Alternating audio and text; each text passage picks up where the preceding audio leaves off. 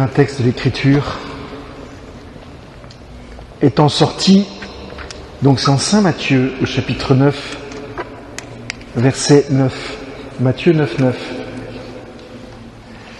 Étant sorti, Jésus vit, en passant, un homme assis au bureau de la douane, appelé Matthieu. Et il lui dit « Suis-moi ». Et se levant, il le suivit. Et la suite de l'histoire, c'est Matthieu qui invite Jésus chez lui. Mais je ne sais pas si vous avez remarqué, si vous avez été un peu sensible à ce passage, à la rapidité avec laquelle Matthieu répond. C'est pareil pour les apôtres sur la plage. Imaginez la scène, un barbu qui remonte la plage, d'autres barbus en train de jeter les filets, alors pas forcément les imaginer dans des barques, mais avec de l'eau jusqu'à la taille, en train de jeter l'épervier comme ça. C'est absolument crevant. Enfin bref. Bref, ils sont en train de travailler. Il y a un barbu qui connaissent pas du tout, hein, comme Matthieu ne connaît pas du tout Jésus. Donc le barbu remonte il leur dit « Suis-moi ». Il lâche le filet, la barque. Un peu plus tard, le père, c'est-à-dire le devoir, la source de la vie, pour suivre Jésus. Mais comment un truc pareil est possible ? Alors d'accord, après ils vont devenir de grands évêques. Mais l'appel que Jésus leur lance, il me semble, est le type d'appel que le Seigneur nous lance à chacun d'entre nous. Jésus passe dans notre vie, il nous appelle, et on le suit, et on peut le suivre aussi vite que les apôtres. Pourquoi est-ce que Matthieu, par exemple, qui était à la douane, en train probablement de gagner de l'argent, et pas forcément très honnêtement d'ailleurs, pourquoi est-ce que Matthieu arrive à suivre Jésus si vite ? Parce qu'il me semble que, comme beaucoup, Matthieu a été préparé, que le cœur de Matthieu a été préparé, que le cœur de Saint-Pierre a été préparé, que le cœur de Jean a été préparé, que les cœurs des fils de Zébédée ont été préparés. En fait, s'ils ont réagi si vite, c'est parce que Jésus, la grâce, l'Esprit Saint, pour être très précis, les a préparés. Alors comment est-ce que l'Esprit Saint prépare le cœur d'un homme ou d'une femme à suivre Jésus ? Quand je dis suivre Jésus, ça veut simplement dire être avec lui. Ça ne veut pas du tout dire faire des choses particulières pour Jésus. Ça veut d'abord dire simplement être avec Jésus et vivre avec Jésus et essayer de faire à peu près ce qu'il vous dit de faire, c'est-à-dire de le suivre. À peu près toujours pareil. Enfin bref. Après, il vous demande de mourir par amour, mais ça c'est une autre histoire. C'est le 2e chapitre. C'est toujours comme ça. D'abord, il vous dit de le suivre, après il vous dit de mourir. Vous voyez, c'est l'histoire du grain qui, pour qu'il puisse porter du fruit, doit mourir. En gros, c'est le plan d'une vie humaine. C'est-à-dire qu'au début, on est séduit, et puis après, on meurt. Mais heureusement, alors c'est Saint Jean de la Croix aussi qui dit ça, hein, il prend un exemple, parce que je ne veux pas trop vous affoler non plus, mais Saint Jean de la Croix prend un exemple et dit, finalement, qu'est-ce qui se passe dans une âme humaine qui rencontre le Seigneur ? Eh bien, c'est simple, c'est comme une bûche qui se met à brûler. Et alors, au début de la vie spirituelle, il y a des tas de trucs qui sortent de la bûche. Vous savez, il y a de l'eau, il y a des cafards, il y a des asticots, il y a des tas de trucs qui sortent de la bûche. C'est dégueulasse, enfin, ça pète dans tous les sens. Ça, c'est le début de la vie spirituelle. D'accord ? Et puis, petit à petit, la bûche sèche. La flamme devient plus unie, plus grande, plus forte. Et puis la flamme se déploie immensément. Et quand la flamme a atteint son paroxysme, toute sa beauté possible, la bûche a disparu. Vous voyez, et la bûche, c'est quelque chose de notre humanité. Alors j'en reviens à cette histoire d'appel. L'Esprit Saint nous prépare notre cœur. Et comment est-ce que l'Esprit Saint va préparer notre cœur, et ben en fait, tous les auteurs spirituels sont unanimes sur le sujet. Ils préparent notre cœur par des circonstances providentielles. Pas du tout par des dons spécifiques. Souvent, on s'imagine que y en a certains, ils sont sous une lumière et puis il leur arrive des trucs spéciaux, un peu bizarres. En fait, c'est beaucoup plus simple que ça, la préparation, les préparations de Dieu. C'est que l'Esprit Saint, en sa sagesse d'amour, l'Esprit Saint, vous savez, des trois personnes de la Trinité, c'est lui l'architecte de l'Église, c'est lui l'organisateur. Hein, Jésus, c'est le sauveur, le Père, c'est le créateur. L'Esprit Saint, c'est l'architecte, quoi. Donc l'architecte, il va organiser les choses, la victoire. Et donc ce qui va se passer, c'est que providentiellement, il va nous arriver des événements qui font que ces événements vont préparer notre cœur à vivre ce que le Seigneur nous demandera de vivre plus tard. Illustration, je ne sais pas si vous avez remarqué, on a eu 3 papes absolument extraordinaires, chacun différent. En tous les cas, il y en a eu 2 qui ont été élevés, structurés dans des milieux totalitaires. Jean-Paul II, le nazisme d'abord et le communisme ensuite. Et puis notre pape François, vous connaissez l'histoire de l'Amérique latine. Vous allez me dire, oui, mais alors Benoît XVI là-dedans, Benoît XVI, il a un tout petit peu connu le nazisme. Je dis pas qu'il était lui-même du côté des... Mais ils savent, ces 3 papes-là, ils savent ce que c'est que le totalitarisme, et ils savent ce que c'est dans leur chair. C'est incroyable comme circonstance providentielle. On comprend un peu mieux maintenant comment est-ce que ces 3 gars-là tapent du poing sur la table et avec quelle énergie ils le font pour ouvrir l'Église à la grâce et la rénover, enfin aider l'Esprit Saint à la rénover en profondeur. C'est juste une toute petite illustration, mais il y en a plein d'autres. Prenez la vie de Jean-Paul II, c'est plus facile, et vous verrez que la Providence a en fait fabriqué ce cœur petit à petit. Donc la Providence a fabriqué le cœur de Matthieu, le futur Saint Matthieu, futur écrivain biblique, et mystérieusement. Et c'est ça pour chacune de nos vies. Et puis un jour, il y a l'appel. Et là, tout de suite, je vais vous dire que ne pensez pas tout de suite à un appel particulier, prêtre, bonne sœur, mystique, je sais pas quoi. Pensez simplement qu'au départ, Jésus nous demande simplement de le suivre. Vous savez, il ne demande pas à quelqu'un de devenir prêtre si avant la personne ne l'a pas rencontré. Tout simplement par délicatesse pour la personne à qui il va demander d'être prêtre. Ou tout simplement parce que Dieu est immensément respectueux de nous. Et donc, le Seigneur, avec beaucoup de délicatesse, prépare notre cœur, et au moment de l'appel, d'abord, il va monter en intensité. C'est-à-dire que, petit à petit, nos désirs vont s'orienter dans un sens. Et dans un sens qui va devenir de plus en plus unique. Petit à petit, il y a des choses qu'on ne va plus faire. Petit à petit, les choses qui nous distraient de Dieu, on va les écarter de notre vie. Et donc il y a une sorte d'apaisement, d'unification de notre personne qui apparaît. Et l'Esprit Saint va nous rendre de plus en plus souples. À quoi est-ce qu'on voit qu'une âme a commencé à suivre ce chemin-là? C'est simple, quand le Seigneur lui dit d'aller à droite, elle va à droite, et quand le Seigneur lui dit d'aller à gauche, elle va à gauche.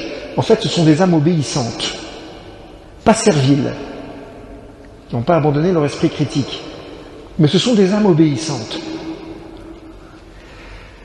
Alors, les circonstances providentielles, l'action de l'Esprit Saint qui fait mûrir l'âme, sans que l'âme elle-même en ait conscience, et puis, tout d'un coup, un autre événement, ou un événement parmi d'autres, va arriver et va être comme une sorte de première clôture de cette préparation. Alors ça va être par exemple l'évêque Monseigneur 23, je ne sais pas si vous avez remarqué, mais il a la fâcheuse habitude de terminer ses sermons en appelant les jeunes à se poser la question de la vocation sacerdotale et religieuse.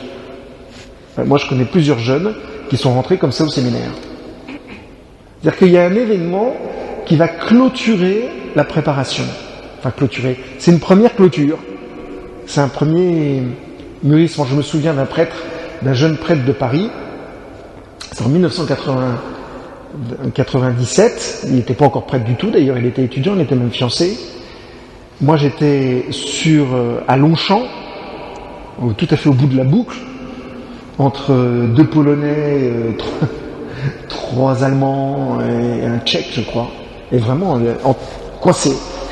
Et puis, il vient me voir et me dit, mon père, est-ce qu'on pourrait parler 2h du matin? À 6h du matin, on y était encore. À parler de quoi? De la vocation. Et puis ensuite, il est rentré au séminaire et maintenant, il est prêtre à Saint-Martin-de-Charonne. Essayez de voir. Donc, un événement qui clôture. Alors, c'est pas forcément... ça peut être l'événement qui clôture, ça peut être la rencontre de Robert ou de Rosalie. Hein. C'est pas forcément pour rentrer au couvent. C'est un peu particulier, la vocation sacerdotale et religieuse. Et ce que fait le Seigneur la plupart du temps, c'est quand même qu'il nous appelle à une vocation plus générale, qui est le mariage. On dit même d'ailleurs que c'est pas une vocation. Là, les avis, disons que c'est pas une vocation particulière. Voilà. Mais vous comprenez qu'il y a donc une vocation générale à la sainteté, c'est-à-dire suivre Jésus, et puis ensuite, il y a des chemins qui vont nous aider à répondre à cet appel. Et donc, la rencontre de Rosalie ou la rencontre de Robert, la rencontre du sermon de Monseigneur 23, ou une certitude intérieure qui grandit, va être comme une première clôture qui fait que je vais me réveiller et me dire, peut-être que Rosalie est la femme de ma vie. Et puis, cette première vérité apparaît, ou peut-être que je suis fait pour être prêtre, ou peut-être que je suis fait pour être religieuse. Cette première vérité apparaît, et ce qui est impressionnant, c'est que le Seigneur a toujours de la suite dans les idées, et donc il va continuer à me donner des signes pour m'attirer vers son appel. Et ces signes vont être en fait les jalons de mon désir. C'est-à-dire que petit à petit, il va transformer mon désir. Alors que j'ai toujours désiré épouser une grande blonde avec les yeux verts, je vais rencontrer Rosalie qui est une petite brune avec les yeux marrons. Bon, c'est un problème quand même, le lendemain quand vous vous réveillez, vous avez rencontré la femme de votre vie, sauf qu'elle n'a absolument rien à voir avec ce que vous avez imaginé pendant des années. Là, il va falloir qu'il y ait une transformation dans le cœur. Elle se fait, mais elle prend du temps. De même qu'un jeune peut entendre parler de Dieu, peut entendre le Seigneur l'appeler à la vocation, mais et pour autant être incapable d'y répondre. C'est la deuxième étape, et une deuxième étape de maturation, qui dure un certain temps. C'est le temps du doute. En fait, plus exactement, pour être très précis, c'est le temps du questionnement. Et en fait, le questionnement va me permettre de réfléchir, comme dit Jean de la Croix, va me permettre de contempler les surfaces argentées. L'Esprit Saint continue à agir de l'intérieur, continue à transformer mon intelligence, ma volonté, ma mémoire. L'Esprit Saint continue à adapter mes sens. Et ce qui va se passer, c'est que jour après jour et semaine après semaine, la certitude s'apaise, s'amplifie et se simplifie surtout. En fait, les gens qui ont reçu un appel du Seigneur, ils ont tous une caractéristique, c'est qu'à un certain degré de maturité, qui va permettre ensuite de poser un acte, juste avant de pouvoir poser l'acte, ils ont tous à peu près 3 choses en commun.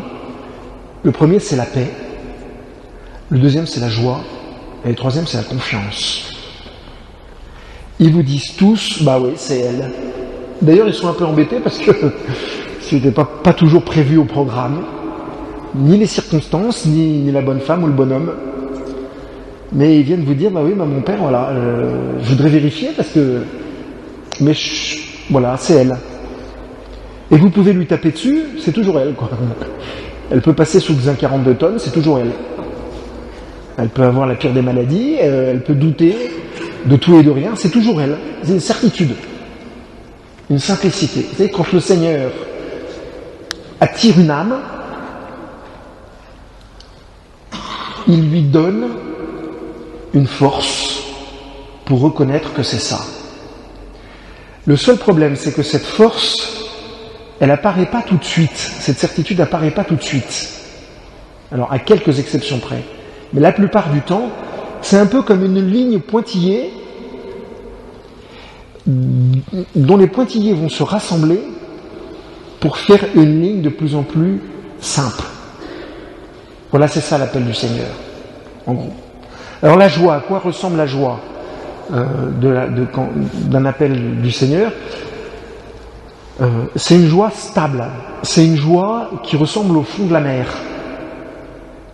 C'est une joie calme. Voilà.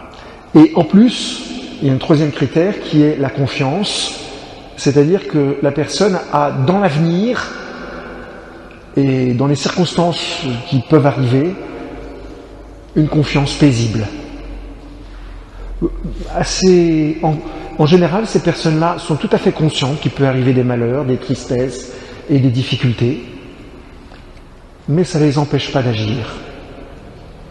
Ça ne les empêche pas d'avancer. Alors quand l'âme en est arrivée là, ça a mûri dans son cœur, elle va choisir, elle n'a pas encore choisi. Là, il y a une autre image qu'on pourrait prendre pour nous aider à comprendre ce qui se passe. C'est un rond-point. Vous arrivez sur un rond-point. Et là, il y a plusieurs sorties au rond-point. Il y a la sortie Rosalie, ça c'est sûr, ça vous la connaissez, ou la sortie Robert, ou la sortie séminaire, ou la sortie monastère. Vous rentrez sur le rond-point, en général, vous avez une petite idée de la sortie que vous aimeriez prendre. Et la question là, c'est qu'il ne faut pas se gourer. En tous les cas, je ne sais pas si vous êtes comme moi, mais moi, à ce moment-là, j'avais aucune envie de me planter. Et je pense que personne n'a envie de se planter. Alors, bonne nouvelle, avec le Seigneur, on ne peut pas se planter. Pourquoi? Parce que le Seigneur agit un petit peu comme avec un GPS, si vous voulez. Et il vous dit, tourne à droite. Alors vous mettez un moment avant de tourner à droite. Moi, ce que j'ai fait dans ma propre vie, quand il m'a dit tourne à droite, j'ai tourné à gauche. Et après, je lui disais, mais Seigneur, je t'aime à la folie. Vraiment, Seigneur, je t'aime, je t'aime. Le Seigneur me disait, non, bah, très bien, bah, alors dans ces cas-là, tourne à gauche. Et moi, je tournais à droite. Vous voyez, c'est comme le GPS. Et maintenant, faites demi-tour. C'est-à-dire que le bon Dieu, il a une idée dans la tête, il veut vous rendre heureux. Et il a une autre idée dans la tête, il veut que sa gloire augmente sur la terre. Et donc, il a besoin de nous pour que sa gloire augmente. Alors, il a besoin et il n'a pas besoin. C'est-à-dire que providentiellement, il a besoin de nous, mais il pourrait très bien se débrouiller pour se passer de nous. C'est le mystère de l'infinie miséricorde du Seigneur. Vous voyez? Alors, on arrive autour de ce rond-point, et là, évidemment, il y a 4 milliards de possibilités. Hein. Enfin, pour les hommes, il y a 2 850 000 femmes, et puis pour les femmes, il y a un peu moins d'hommes. C'est vrai, c'est un problème. Parce que souvent, les gens viennent me voir et disent « Mon père, j'ai la vocation au mariage. » Je dis « Bah, très bien, d'accord. » Alors, je leur dis « Mais où est Robert ?»« Bah, il n'existe pas encore. » Je dis « Bah, bon, bah, peut-être que vous n'avez pas la vocation au mariage, peut-être que d'abord, vous avez la vocation à suivre Jésus-Christ de Nazareth. Déjà bien. Et puis à mourir martyr, ou à mourir martyr, ou à vivre comme Saint Benoît Labre. Saint Benoît Labre, il cherchait sa vocation. Alors il marchait dehors, il était comme un vagabond. Et puis à chaque fois, il allait au départ, il allait aux portes des séminaires, aux portes des monastères. Et c'était toujours, ça marchait jamais. À la fin, il a compris. Il a mis un moment avant de comprendre Saint Benoît d'Arc, mais il a compris que sa vocation, c'était d'être un clodo du Seigneur. Enfin, c'était de errer avec le Seigneur. C'est lui-même, il dit ça comme ça. Saint Charles de Foucauld, enfin pas Saint Charles, bienheureux Charles de Foucauld. Nous, on s'imagine qu'il se sentait appelé à Notre-Dame-des-Neiges, et qu'ensuite, il s'est senti appelé à la Sacrème, et qu'il a demandé la permission à son supérieur, etc., etc.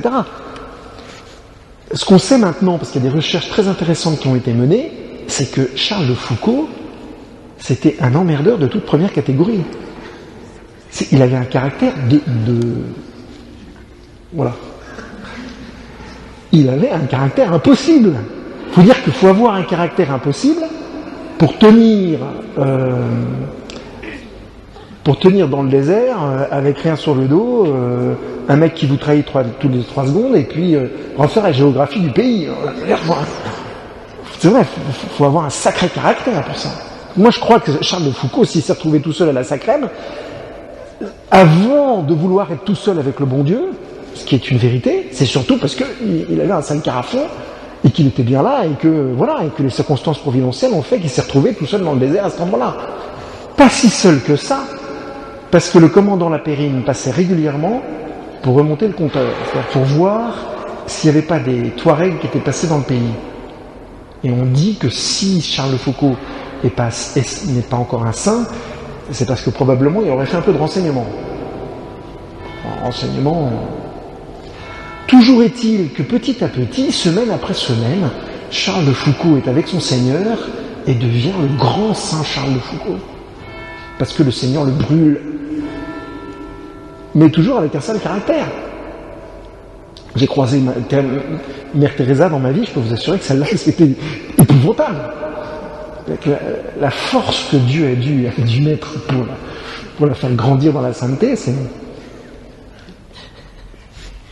Voilà, on connaît tous des gens qui, si vous voulez des noms, je vous en donnerai des actuels, mais le Seigneur nous prend comme on est et nous conduit. Donc on est autour du rond-point. Et souvent l'erreur qu'on fait, pas à votre âge, parce que visiblement vous êtes tous des jeunes professionnels, mais l'erreur qu'on fait, que font ceux qui ont une vingtaine d'années, un peu moins, c'est ça, vous êtes tous des jeunes professionnels. Il y a quelques étudiants. L'erreur qu'on fait souvent, c'est qu'on se dit je tourne autour du rond-point parce que je veux me garder la possibilité de sortir par telle route, telle route, telle route, ou telle route, ou telle route. Un peu comme si vous aviez 10 pommes sur un étalage, et puis vous regardez les 10 pommes et vous vous dites bah non, je vais pas tout de suite choisir parce que je vais toutes les tester. Je tranquillement me garder la possibilité de bouffer les 10. Ce qui arrive, c'est qu'on les bouffe jamais. Ce qui arrive quand on refuse de choisir, quand on refuse de risquer sa vie, ce qui arrive, c'est qu'on tourne autour du rond-point et qu'on ne s'arrête plus. Parce qu'il y en a un autre qui joue une autre partie, qui est Satan, et lui, il vous fait croire que votre plus grand bonheur, c'est de continuer à tourner autour du rond-point. Forcément, parce qu'à chaque fois que vous arrivez devant une possibilité, ça a quelque chose d'attirant. Ça a quelque chose de séduisant. Toujours est-il que il y a une vérité, c'est que c'est en choisissant que je deviens libre. La liberté, c'est quoi? La liberté, c'est de choisir ce qui est le mieux pour moi et pour l'Église. C'est un peu comme les chaussures. Vous chaussez du 41, c'est le temps des soldes, il y a une paire de 40 chez Weston. C'est du vécu. Et vous vous dites ça va le faire, il n'y a pas de problème, ça va le faire.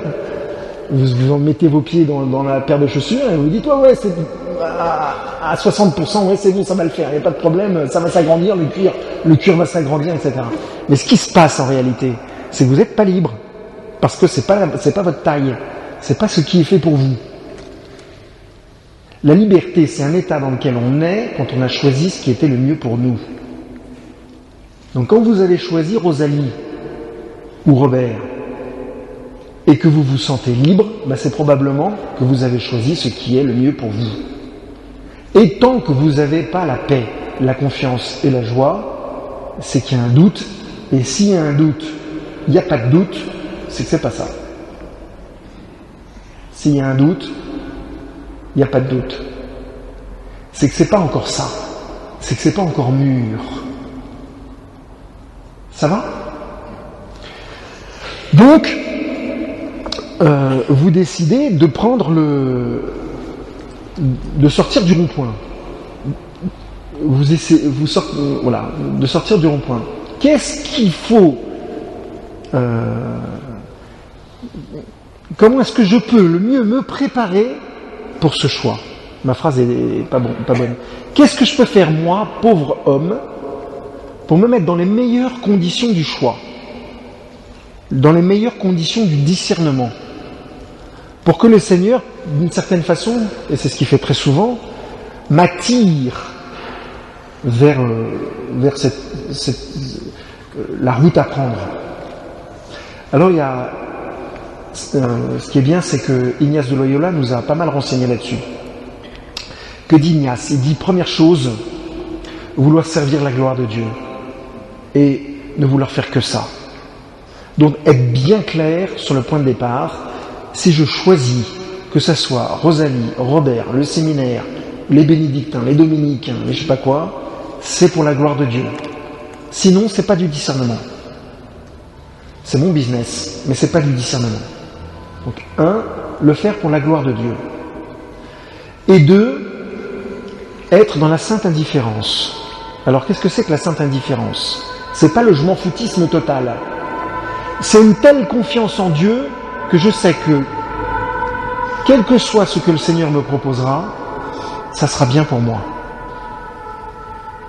Ça va ? La sainte indifférence, c'est celui qui est prêt à tout. Celui qui est prêt aussi bien à aller en Chine pour évangéliser les Chinois qu'à rester à Paris pour évangéliser le 5e arrondissement. La sainte indifférence.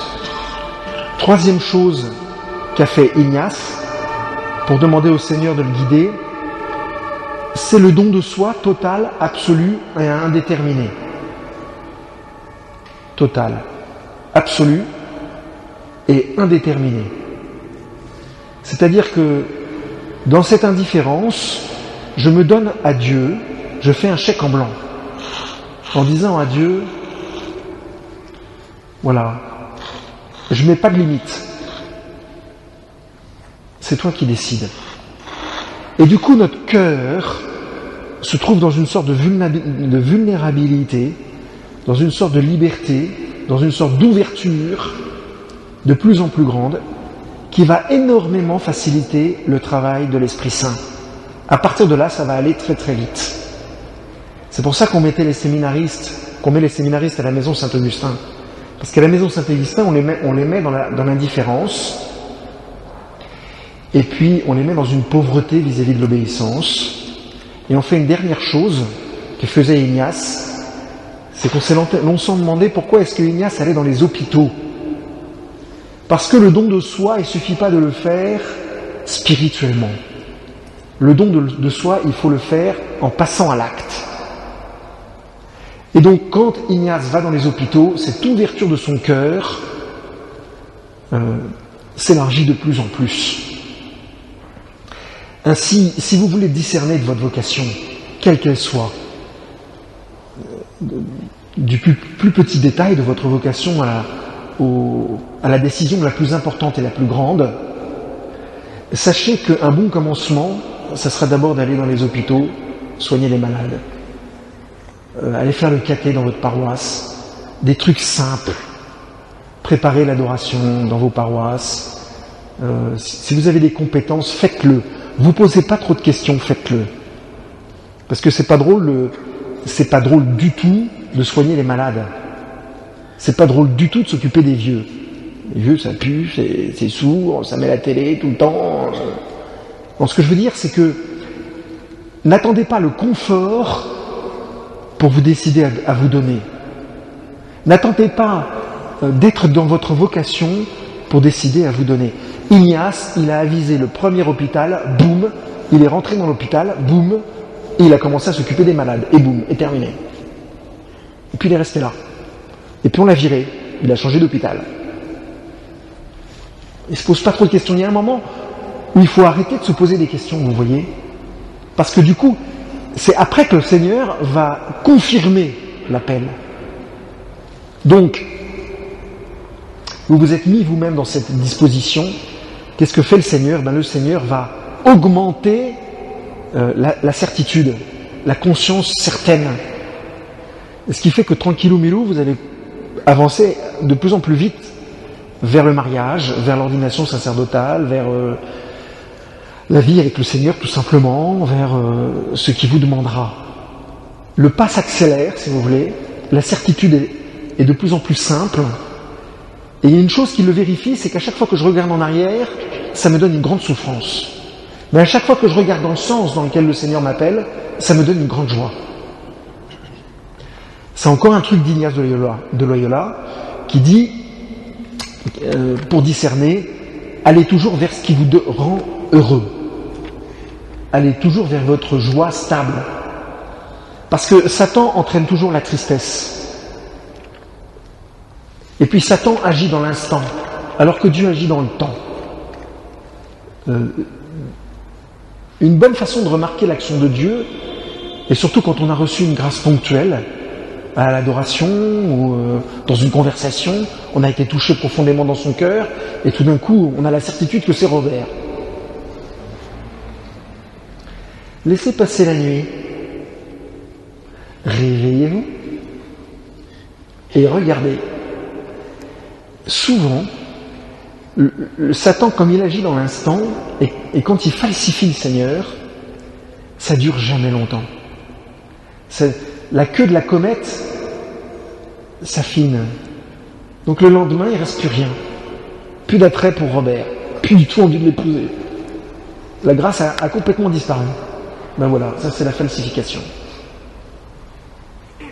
Ça va? À l'inverse, quand c'est vraiment le Seigneur, vous vous réveillez le lendemain matin et vous dites « Ouais, super, Robert hein !» Et en même temps, vous n'êtes pas du tout excité, c'est très simple. C'est évident. Et s'il débarque pour vous apporter des croissants, vous dites « Ah, sympa, je t'attendais, en fait. » En fait, on a le sentiment que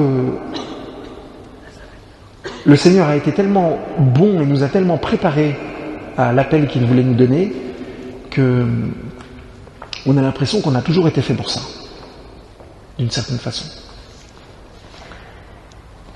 Voilà, dans 2 minutes je m'arrête, c'est promis, c'est parce qu'il faut prier le Seigneur.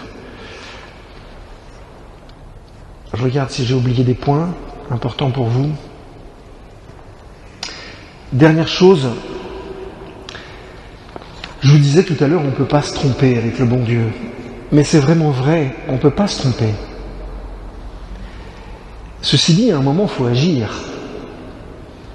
Il faut y aller franchement. Pourquoi? Parce que l'action procède du discernement.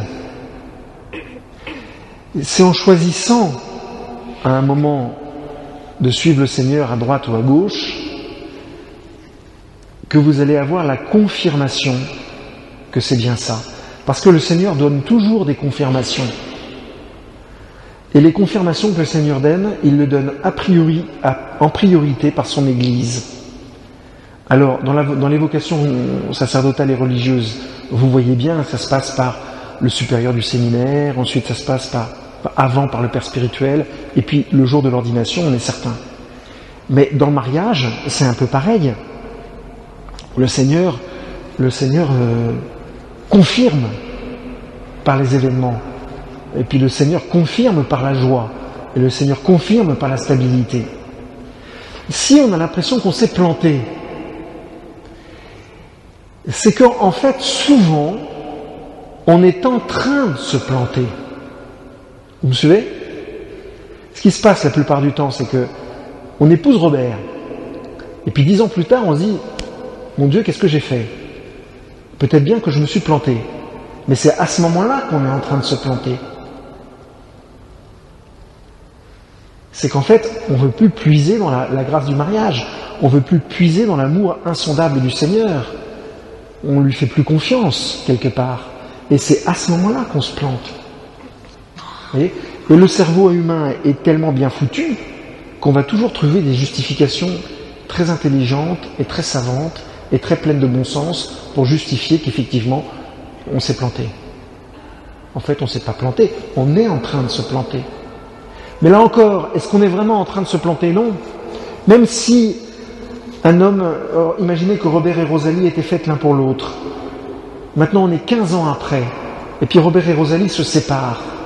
Est-ce que ça veut dire que le Seigneur va arrêter de marcher avec Robert? Mais bien sûr que non. Si vous êtes infidèle, moi, votre Seigneur, je suis fidèle. Je serai toujours avec vous.